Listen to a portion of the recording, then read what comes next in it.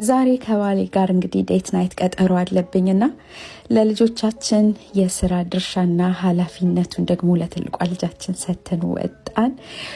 ትዝ ይለኛል ልጅ ሆኜ ቅዳሜ አባቴ እናቴን ይዟት ሲወጣ እየተከታተልን እናስቸግራቸው ነበርና እናቴ ምን ያግተለትላቸዋል ትለን ነበረ። አሁንም በወጣን ቁጥር መኪና ድረስ ነው የሚከተሉንና ደግሞ የጥያቄያቸው ብዛት ይሄንን ጊዜ በጣም ነው የምወደው። ባሌና እኔ ብቻ የምናሳልፈው ጊዜ ማለት ነውና ይሄንን ቤት ደግሞ በፍቅር ነው የምወደው። ይሄንን ምግባቸው በጣም ቆንጆ ነው።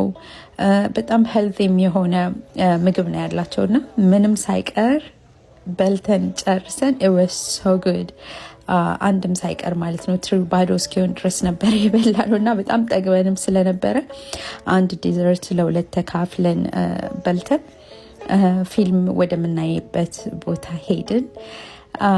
ፊልማችንን አይተን ተዝናንተን አምሽተን ወደ ልጆቻችን ጋር ተመለስን።